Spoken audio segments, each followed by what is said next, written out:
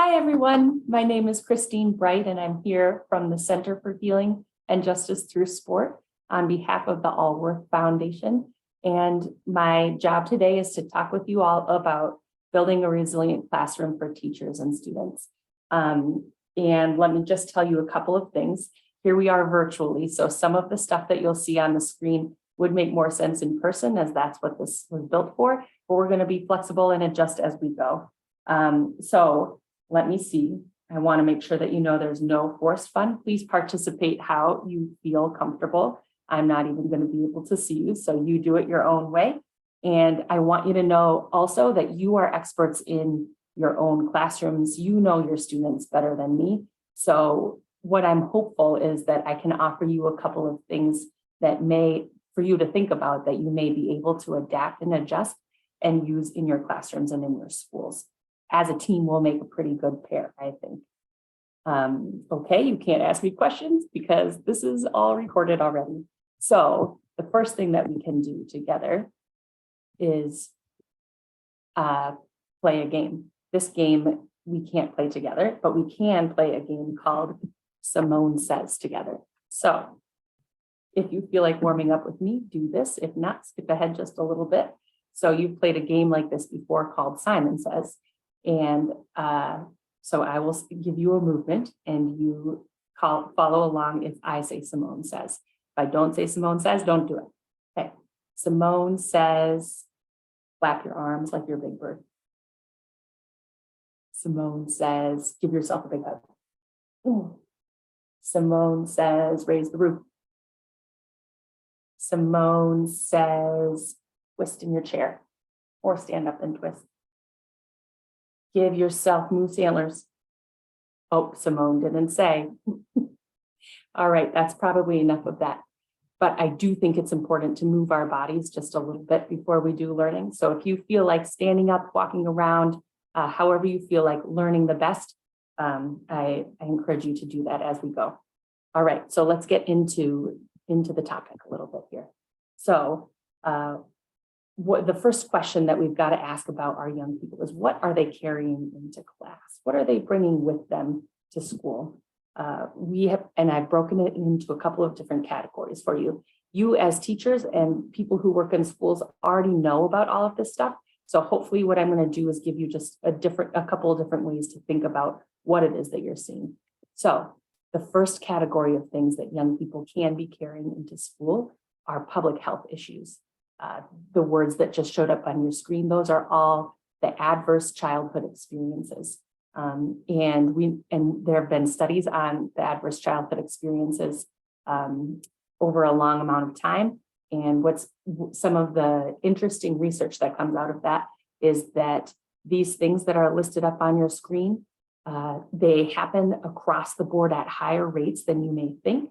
And they happen in clusters. So if somebody has one adverse childhood experience, they're more likely to have several adverse childhood experiences.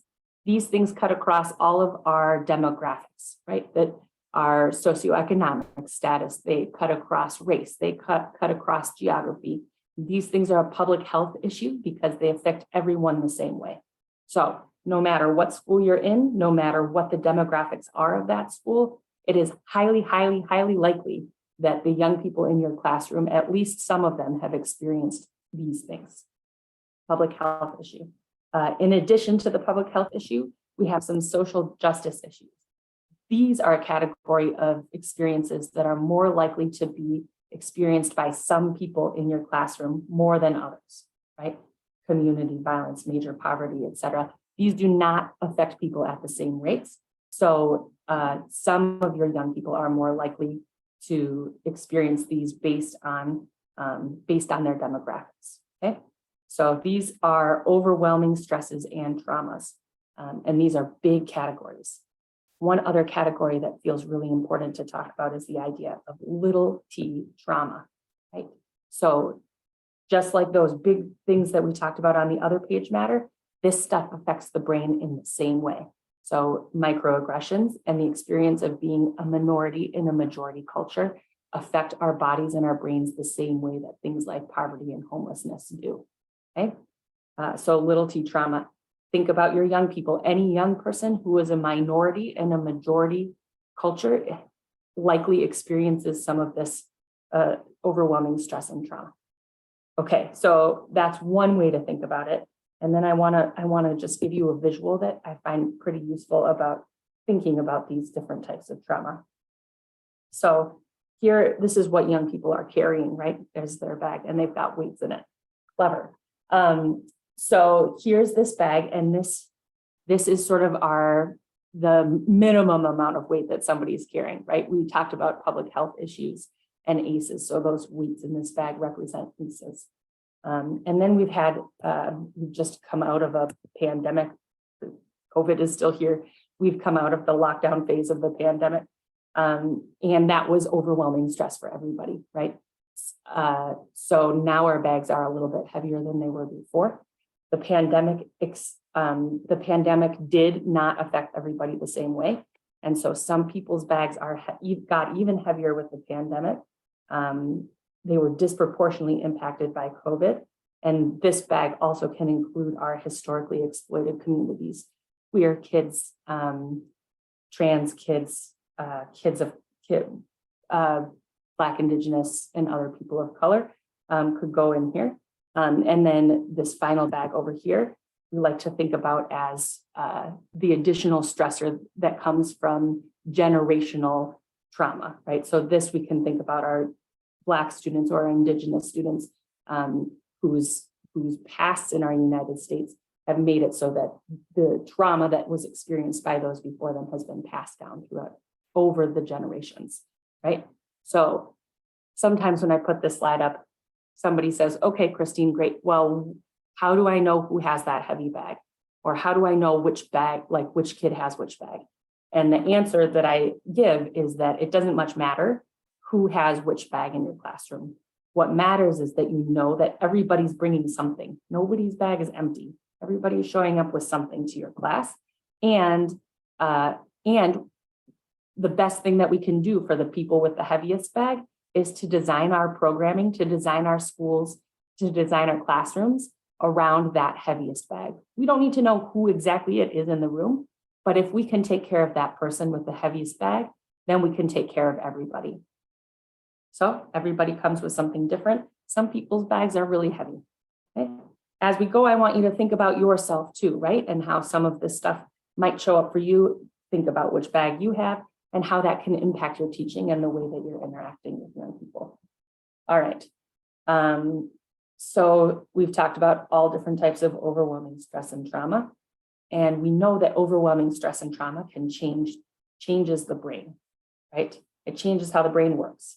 But before I tell you how it changes the way the brain works, let's talk about how the brain works. So if you experience stress in your life, like if there is a bear, some words that have the letter F at the beginning of them might come to mind. That's your stress response protecting yourself. Your stress response's job is to keep you safe when there is stress, right? So that's really good. We want that to happen. When there's a bear there, we want your stress response to turn on. The problem is when the stressor is so big or happens for so long that the stress response stays on, instead of, sometimes I think about it as a periscope. So if there's a bear, your stress response sort of popped up out of the top of your head, said, oh my gosh, there's a bear, I'd better fight, flight, freeze, or flock. And then you did that. And then once you were safe again, your stress response went back down. But for some people, young people, especially young people with those heavy bags, or young people in any situation that is not safe, their stress response stays up, right? So if we're talking about violence in a community, right? A young person leaves their home that may or may not feel safe, walks to school, which may or may not feel safe, is in school, which may or may not feel safe, walks home, right? So all of those different parts of their day, their stress response feels required to stay up and check all of the time. We call that a sensitized stress response, when the stress response has to stay up to help the young person feel safe. Maybe it doesn't have to stay up, but it does stay up. That feels adaptive to it at the time. So the problem with that is that little things, start to feel like big things. So a sensitized stress response in a school setting could look like somebody bumping into you in the hall, and instead of being like, oh, that was probably an accident, I'll keep walking, that bump turns into a push, which turns into a fight, right? That's a sensitized stress response. Sensitized stress response can also look like disengagement. So a young person in the classroom who is not making eye contact or isn't engaging with the material, that young person's periscope could be just checking for bears, right? And feeling like there's always bears there. Sensitized stress responses sometimes get so powerful because we use them so much that they override the other smarter parts of our brain, right? Brains are plastic and use dependent. That means that they can change and that the parts that we use the most become the strongest, right? So that's how we end up with disproportionate responses. Okay, so let me tell you a little bit more about the brain here. So here's a brain. Obviously, I'm telling you some stuff about the brain, but I'm not telling you all about the brain. So this is just the very beginning of the story.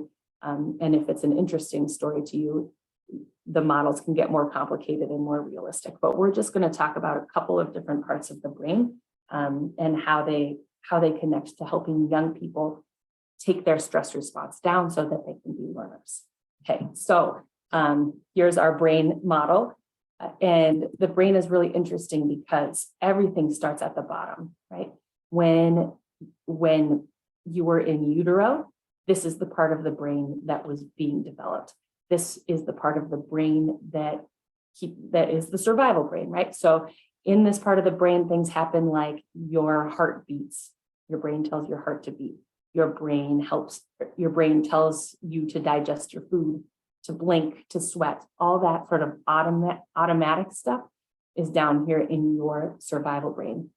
This part of the brain, you don't know that you're thinking it, but your brain is doing it for you. And so this is, like I said before, this develops in utero. And then the next part of the brain is the emotional brain, which is sort of like in the back here, right? So your brain stem is down here, and then your emotional brain is here, your limbic system. And that part of the brain is the part responsible for interacting with the outside world and emotions, right? So the development of this part of the brain is the work of early childhood and adolescence, right? If you think about your young people in your classroom, you'll likely notice that they're using their emotional brain, their limbic system a lot, and that's sort of where their reactions are coming from and where their decisions are coming from. And then the last part of the brain to develop is the prefrontal cortex, or the smart brain, up here in the front. And that's the part of the brain that's uniquely human. That's the part that does planning, logic, any sort of thing like that. And that's what the brain that we're in, that we want young people to be using when they're learning, right? So the brain developed from the bottom to the top. And then the other really interesting part is that everything that comes into the brain comes in through the brainstem before it comes up to the smart brain, right? So everything has to pass the survival brain, go through the emotional brain before it can come to the smart brain. So I like to think about that like an elevator, right? So if your relational brain, if your emotional brain is not happy, is not lined up, it's offline, you can't pass it to get to your thinking brain. Same with your survival brain. If your survival brain doesn't feel happy or lined up, then you can't move from that bottom part all the way to the top because you've got to go past it, just like an elevator. So let me see. Sort of the image that you can think about in this is, if you want to think about that young person with the sensitized stress response. So their periscope is up and they're paying attention. They're using all their energy to keep themselves safe. So they are not practicing calculus, right? That part of their brain does not feel like a relevant part of their brain. So they're not using it, not putting energy towards it. They're only putting energy towards staying safe. So our job as adults and people who want to reach that reason brain for them is to help them figure out how to bring that stress response down to feel safe so they can connect, so that they can learn. Okay, let me see. So this stuff has individual implications, but it also has some systemic implications. So we're talking about the cycle of adversity here, right? So a young person who has a sensitized stress response looks like they're doing bad behavior, right? They are not engaging with their peers, or they might be fighting with their peers. But either way, they're not really contributing much in the way that the adults want them to contribute because of their biology, right? And so we do something as adults that is disrespectful, biologically disrespectful to them. If we see this behavior often, we might kick them out of our team. We might kick them out of our class. They might get kicked out of school even based on their behavior that is biologically appropriate. So that's really, that's a hard story. And it's an even harder story if we think about it at a systems level, if we just click it right up. This lack of respect around biology can explain some of our culture's biggest problems, right? Generational poverty, school to prison pipeline, and the achievement gap, right? Because remember, we said some young people are more likely to have heavy bags. And then, so if those young people are more likely to have heavy bags, this is more likely to happen to them individually and then across the board, right? Oh, Christine, you're bumming me out. And I know it's bad, but the nice thing is that we've got some tools that can help you all change some things about the way your classroom goes, or do more of some good things that you're already doing in your classrooms based on some of this stuff. So let's go to the good news part. All right, so for this, what I'd like you to do is just play along with me. First, I'd like you to take your dominant hand.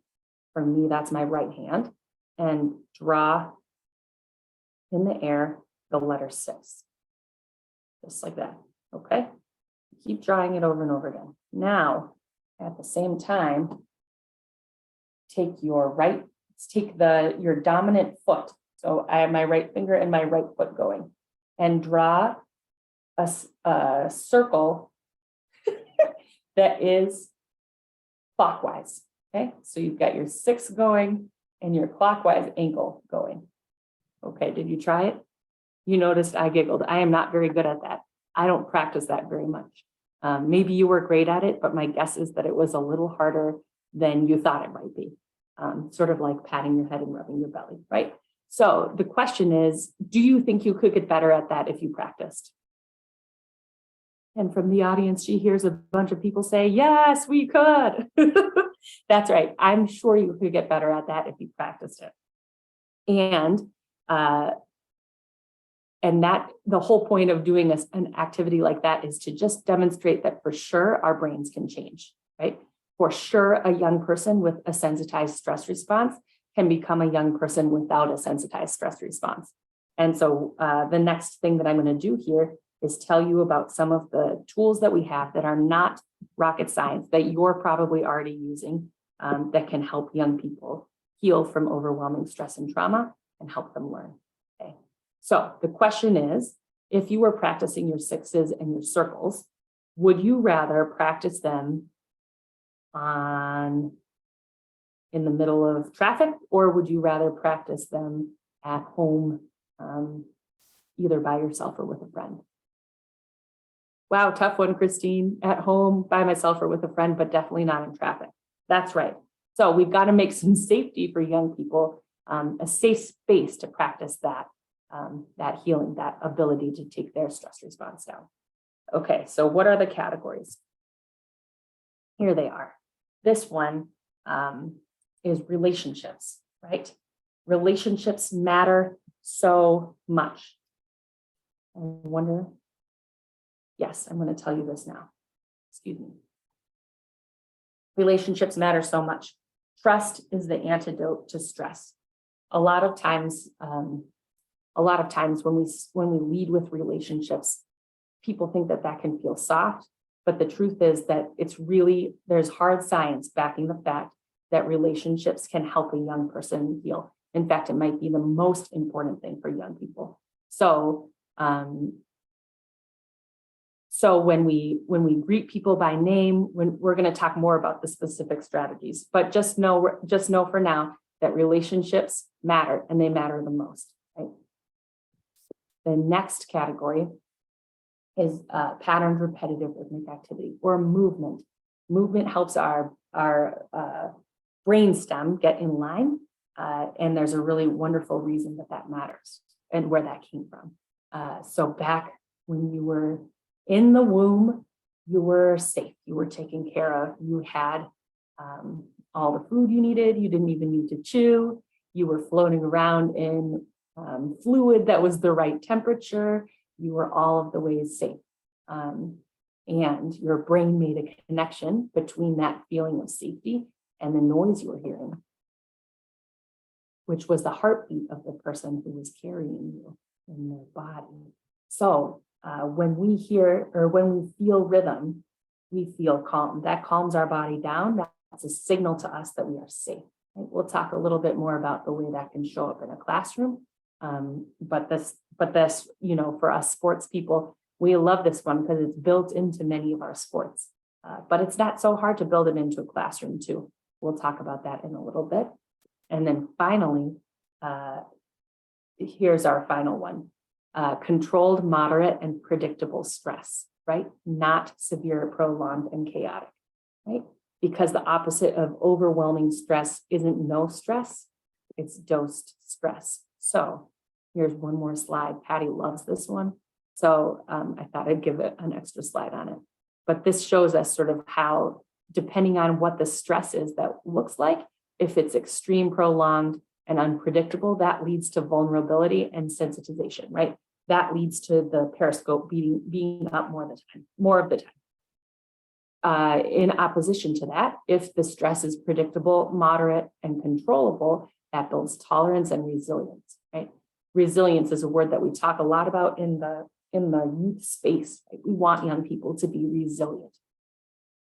But sometimes we think we can teach them resilience when really they need to practice it. Building resilience, the practice of building resilience is having stress and having the time to come back down to baseline. Feeling stress, coming back down to baseline. Feeling stress, coming back down to baseline. So being able to come all the way back to some sort of baseline is what builds that resilience. If we're in a spot of sensitization, there might be a big stress and a little bit of a chance to recover, but not too much, and then another one. And so that's sort of how it ends up making a sensitized stress response. That periscope, that stress response never has a chance to come back down. Okay, when we were together in the big group, we did this Menti. This Menti will no longer work, so don't worry about that QR code or anything like that. But take a second and think about this question. What does overwhelming stress look like in your students, yourself, your classroom, or your school? When we were all together, we got some answers back up on the screen, and they sounded something like this. They were sort of like, there were a couple that noted the disengaged kids that were not communicating, that were not making eye contact. One was about a young person throwing a desk, or some other ones about exhibiting violence in the classroom. So when I read those responses up on the board, that sure sounded like you were understanding what it might look like to see overwhelming stress in your schools. So there you are. Okay, so we're going to go on to talking a little bit about some of the strategies that might work in a classroom for making sure that young people feel safe and that they can connect so that they're ready to learn. Okay, so we've seen this already. As we go through these strategies, I want you to think about these categories for your students, but also for your teachers. If you're an administrator, this stuff really matters for them, for the teachers, for you also, but we know that dysregulated adults can't regulate dysregulated children. So we'll talk a little bit more about that at the end, but this matters for young people and adults, everybody in the classroom. And let me just remind you, remember, this is the elevator. On the first floor, we've got regulate. We've got to take care of our brainstem, our survival brain. Regulation first. And then we can take care of our emotional brain, our limbic system with connection. And then once we've got those two things taken care of, that's when we can get into our thinking brain where we can do the learning. some of these strategies, when you look at them, you may think about them pulling away from learning time. And I totally understand that. I have a colleague who tells a story about a program that was supposed to do after school homework help and baseball. And when it was time to do the homework help, that's when all of the young people became disengaged or distracted or all of the things. And so the teacher in that, or maybe it was a coach, the coach in that after school classroom decided that he was going to break up the homework help part of it. So when the young people arrived, they played a game, then they did 10 minutes of homework, then they played a game, then they did 10 minutes of homework, then they played a game, homework, like that. And so that guy's superior said, well, hey, you just took away half an hour of the homework help. So they didn't get as much school time as they were supposed to. And the person responded, yeah, but it was more than they were doing before when we weren't playing the games, right? So sometimes some of these strategies could feel like it's more work, but hopefully you can sort of reframe that and think about how by doing these things up front, there might be more time for learning overall in the classroom. Okay, so let's start with the regulate strategies. We're going to start on the first floor, taking care of our survival brain, our brain stem. You can think about these things in two categories. You can think about them preventatively and as interventions. Some of them look like more like one, some look more like the other, some can be both. I know you can figure out how you like to use each of these. So I'm going to put a bunch of strategies up here on the slide. And let me see. When we were in person together, I didn't talk about each and every one of these things, but I think the sort of theme here, the one that I'd like to pull out the most is this idea. Well, okay, two. I'm going to do two. One is physical safety, right? How is the program spaced? How is it set up to make sure that everybody is physically safe? And that obviously matters so much. And then a lot of the rest of this is about emotional safety. And I think my favorite one on this slide is predictable, right? So what are the things that we're doing to make sure that young people know what to expect when they arrive in our space? I've seen many teachers put this sort of daily schedule up. There's all sorts of scheduled things that you can put up. I've seen all sorts of really cool resets and rituals in classrooms. And then I think this idea of giving back control to young people. My colleague Megan, her favorite definition of trauma, which is a funny thing to have a favorite of, is the wrenching away of control when we need it the most. So ways that we can give back choice and control really matter for young people, especially young people who've experienced overwhelming stress and trauma. So can we be predictable? Can we give back control? And can we do some resets? One of the cool rituals that I've seen a little bit on the social media platforms are the teachers that stand by the door and do some sort of handshake with each young person as they enter the room. I love those an awful lot. They hit on this survival brain stuff of predictability, but they're also going to come back up when we're talking about connection and relationship. I think a story that might make sense for you all as you think about how to use resets in the classroom is my third grade boys soccer team. They arrived one day with just wild energy, like it was different than any other day. And the rules that we had established, they just couldn't follow. I don't know if it was something in the water or like what happened. But I looked at them all and I was like, I think we should probably start over, friends. So I had them all go back to the parking lot, touch their car, and then return. And if they didn't have a car, they just had to touch a car. It was a safe parking lot, don't worry. So they all went back and then re-walked to the practice field. And the re-walking to the practice field was enough to change the energy back to normal third grade boy energy, which obviously is still something, but it was more normal, more what we were used to. So that's sort of the idea with the reset. Teachers obviously got this lovely actual door, so it could easily be like a leave and come back in sort of scenario like that. For control, I think about in the sports world how, if my idea is to talk about passing for the day, there are 5 million different ways to teach passing, 5 million different passing drills. So to give back some control, I'm still the coach, right? So I say, I've got 3 different ways that we can do passing today, this way, or this way. And then I let the young people decide which of the ways they're going to do it, right? So I'm not giving all of the control back, but I'm giving enough to help them stay engaged and to help them maybe heal from their trauma or overwhelming stress and feel safe. Okay, there we go. That's our first of 3 on regulate.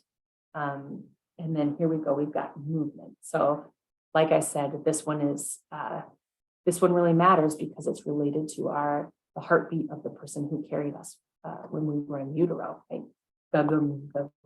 Right? This is why walking or running or whatever, dribbling a basketball, listening to music, rocking in a rocking chair, all these things sort of mimic that feeling of safety, right? Any sort of rocking or wiggling your leg falls into this idea of trying to regulate oneself. So breathing exercises at the beginning of class, or breathing exercises to help somebody who has become a little bit dysregulated.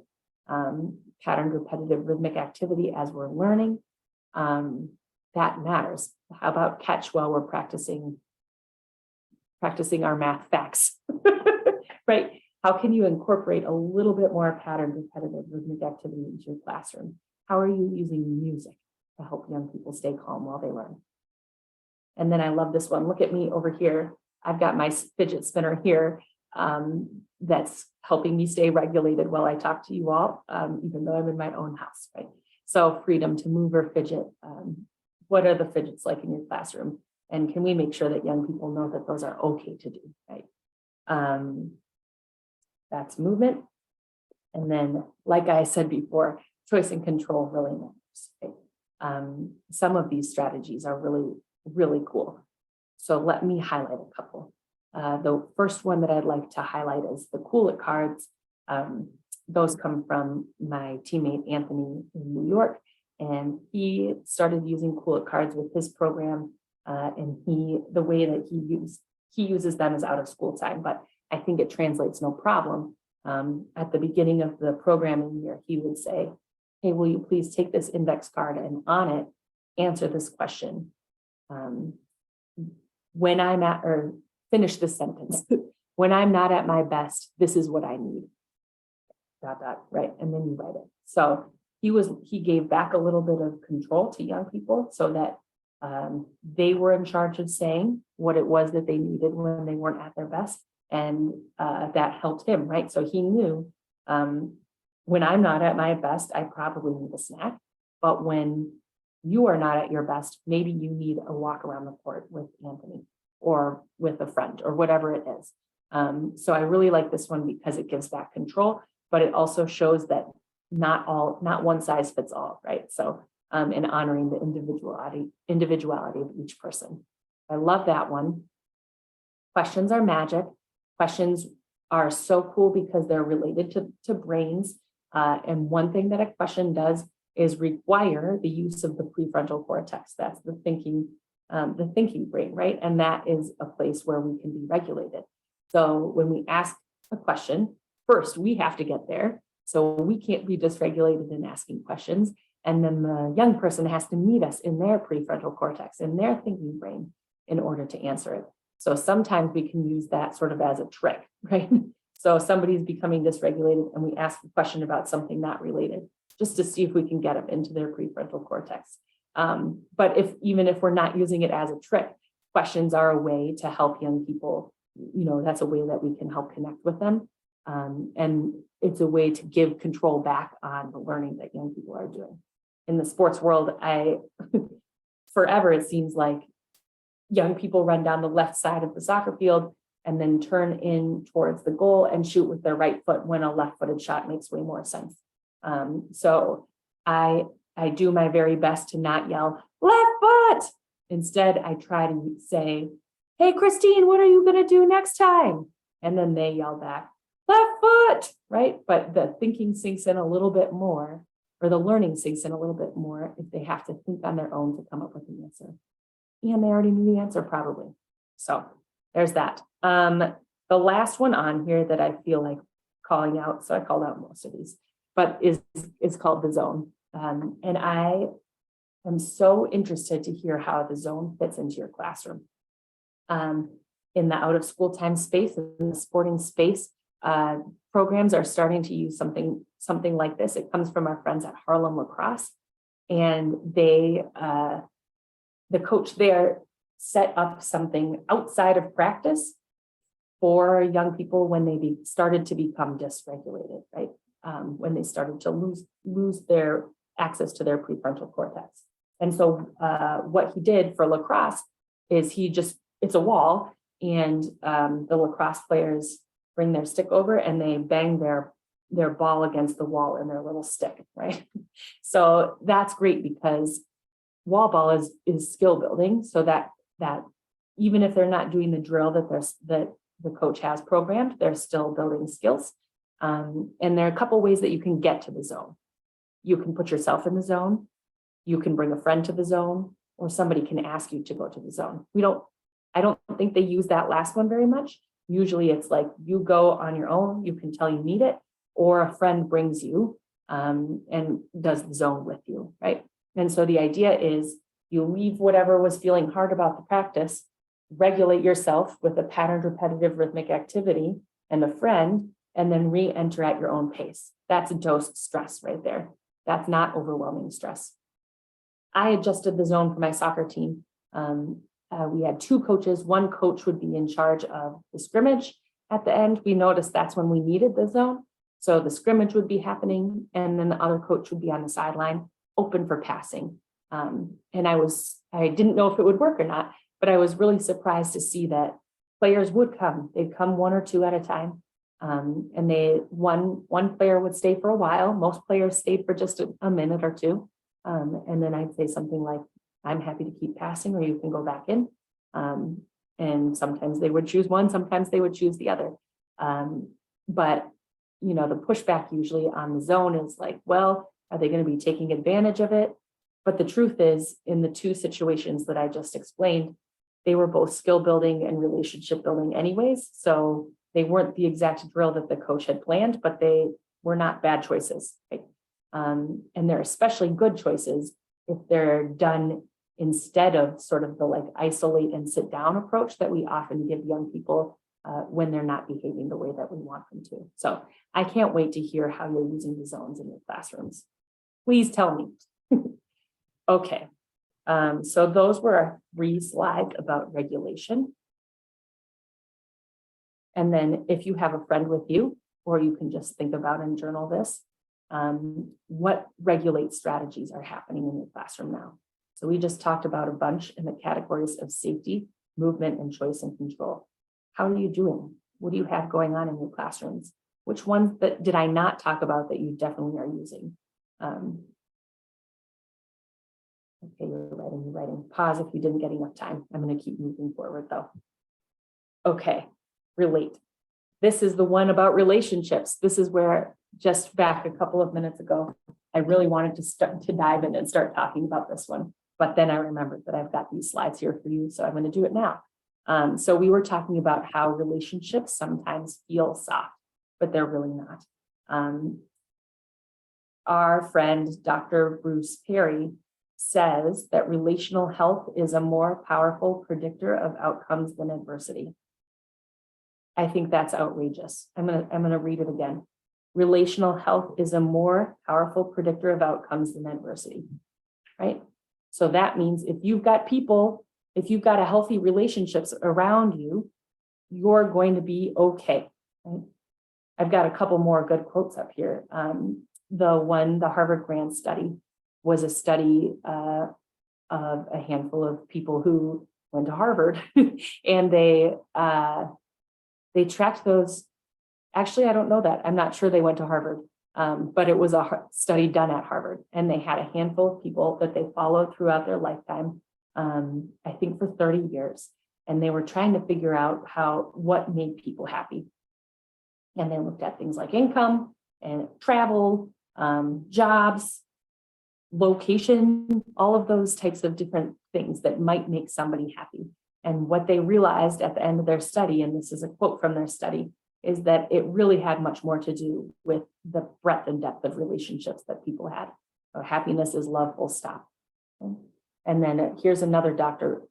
Perry quote that sort of says that same thing that I just said, but I love this last part so much, which is why it's up on the slide.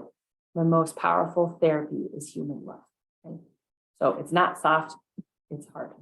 And then let me see, the last one that I really like is from the Center for Promise. And the research was about young people who had dropped out of school who came back to finish. And they were asked, why did they come back?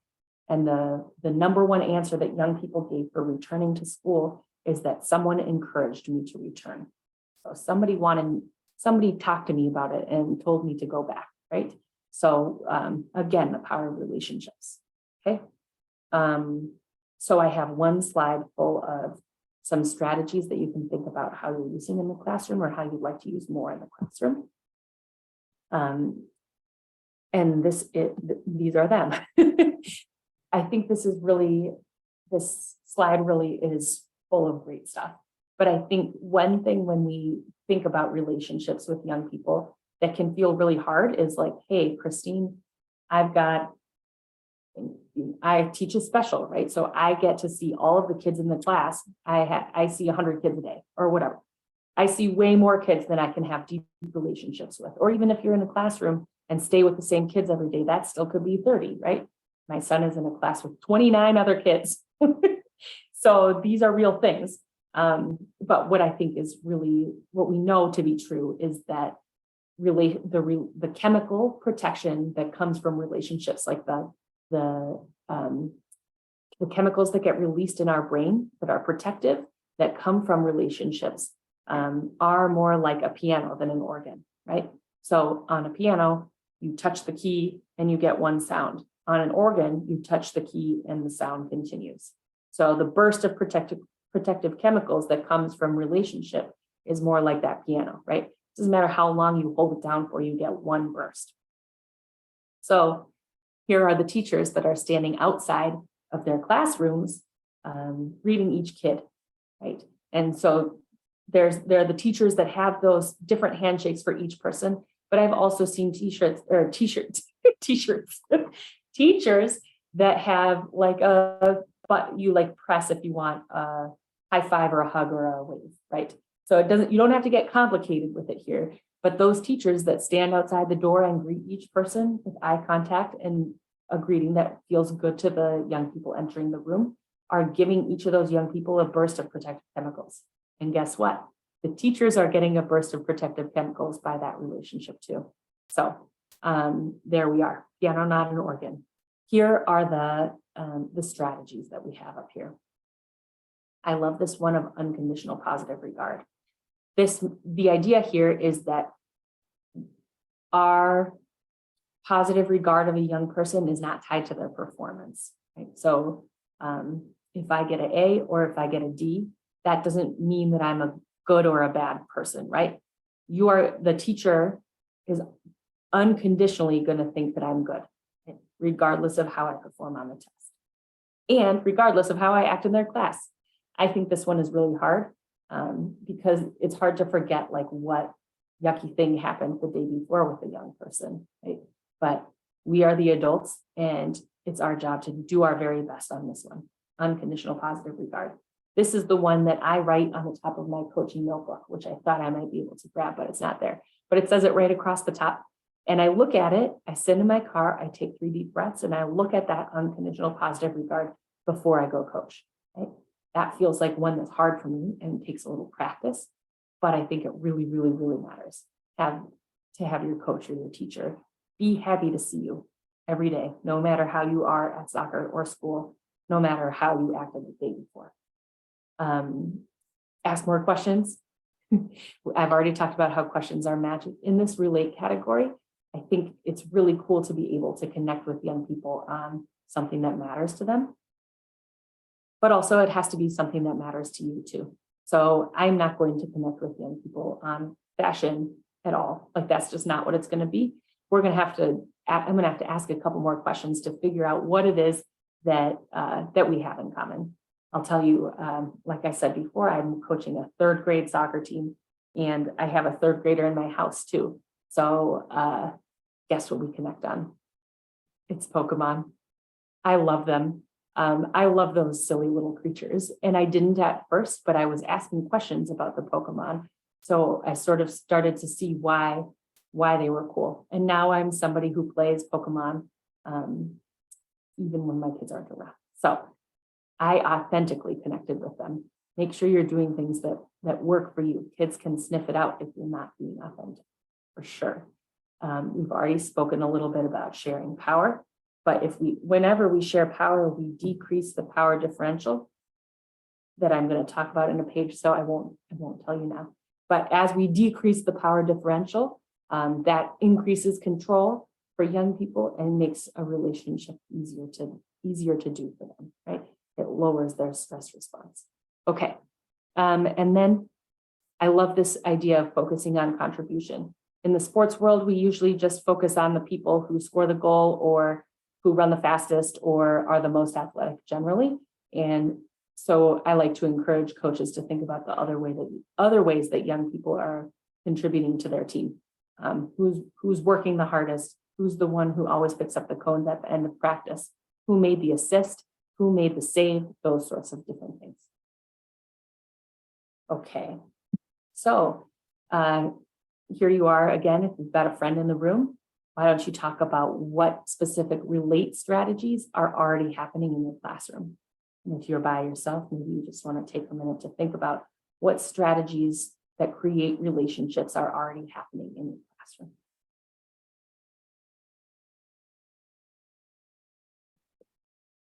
Okay, pause it if you didn't finish. Next one, reason. Okay, so we've made it through our brainstem and our survival brain, through our limbic system and our emotional brain, all the way up into our prefrontal cortex. If we've got those regulate and relate strategies built in on the front end of our classroom, and if we have some interventions ready, then young people will be ready to get into their thinking brain, and they will be ready to learn what it is you have to teach.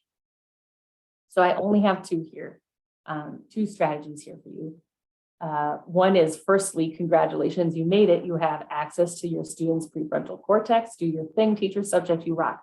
I'm not going to tell you how to teach your subjects because you know that way better than me. But I think the only additional thing to consider would be to teach the brain at the level that works for the group that you're working with. But understanding this idea of regulate, relate, reason, and understanding why it is that you do breathing at the beginning, or why you have music on as students enter the classroom, or why it is that you're mixing up groups and making people work with different folks each time. All that stuff matters, and I think it will help them moving forward through their lives, and it might make your strategies feel less outrageous if they feel outrageous. To me, they don't. Maybe they do, the high schoolers. All right. We've got one final section that I want to talk about. And so we did sort of focus on students there, right? And I said, focus on students and teachers. So now's the chance that we're going to just switch over and focus on teachers for a minute. Because I said this before, a dysregulated adult can't regulate a dysregulated child. So that means if you show up and you don't have access to your thinking brain, there's no way your classroom is going to have access to their thinking brains. You're going to rub off on them, and no one's going to be able to teach or learn. So it's so important that teachers are able to be regulated. Let's dive in. So I want to think about this in two ways. One is, oftentimes folks say, okay, we need to have regulated teachers. Teachers have to take care of themselves, self-care, go take a bubble bath, and then teach. But the problem is, if you go take a bubble bath or whatever your self-care routine is, and then arrive at a school that is dysregulating, the effects of that bubble bath just disappear, right? You might still smell squeaky clean, but you will not be regulated for your young people. So yes to self-care, but yes, and we need to talk a little bit more about community care and co-regulation, right? What is the school doing? How is the school setting teachers up for success in their classroom? How is the school making sure that teachers have what they need in order to stay regulated, in order to teach? So that's what I've got a couple of things that we're gonna do. That I'm gonna next what I'm going to do is I'm going to give you a couple of vocabulary words and concepts, and then I've got one more slide that has the strategies on them before we wrap up. Okay, so let's do the concepts. Vocab lesson. Okay, the first one that I want to talk about is relational contagion. Up there on the slide, you can see a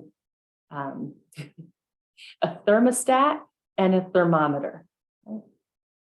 If you were all in the room with me, I would say, what's the difference between a thermostat and a thermometer?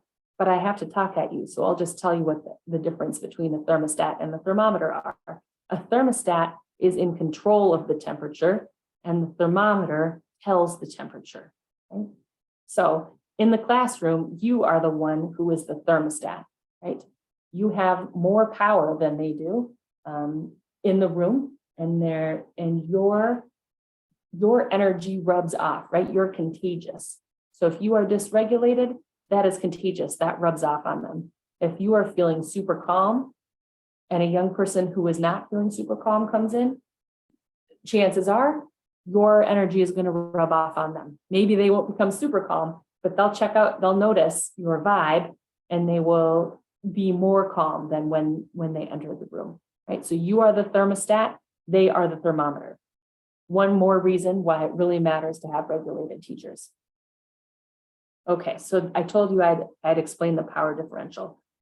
So what brains do when they enter space is to think these questions that are in the gray, and you might not think them consciously, but your brain is always trying to figure out, what's my status in this space? Where do I belong? What's the story? And as you can see, those bars are showing the amount of power that a person has. The adult has more power than the young people. And that difference makes for stress for the young person, right? I have less power in the space. It's more likely that my stress response should be turned on. My periscope should be up. I should be checking things out to see if I'm going to be safe in this space where I don't have that much power. Okay, there's the difference in power. That's the power differential, right? There it is again. So this is one thing that you can do. You can decrease the power differential in your classroom, which makes it more likely for a young person to feel less stress. And we've talked about a couple of ways over this time together to do that have to do a lot with sharing power. When I'm coaching young people who are in third grade, they are shorter than me by a fair amount. So when I'm coaching, I get down on one knee so that they become just a little bit taller than me. So physical space matters in power differential too. If you're standing at the top of the front of the classroom and your students are sitting down looking forward at you, that's increasing the power differential. Oh, my fidget spinner's still here. I wasn't just doing a trick for you. If your classroom is set up in a circle and you are sitting and they are sitting, or everyone is standing, that's decreasing the power differential. So anything we can do to decrease that power differential will increase young people's feelings of safety and make it easier for them to learn. This is scary. This is giving away power, right? Did you see the adult power went down? You still have more. You'll be okay. Sharing power with young people is a really good thing. Okay. And then here's the power of proximity. This is your last vocab moment, right? So the idea is that the more time we spend with people, the more likely we are to have our feelings and our vibes rub off on each other. Vibes is a technical term. But the idea is the power differential and especially your relational contagion is high because you're spending a lot of time with these young people. That's why You might be able to calm the person down with your calm energy as they enter your room. Your attachment is strong. But if you go to the grocery store and there's somebody, like the person working the checkout line, you might not be able to calm that person down with your same calm energy because you're not really together very much and your strength of attachment is weak or minimal, right? So since you're with the young people in your classroom a lot,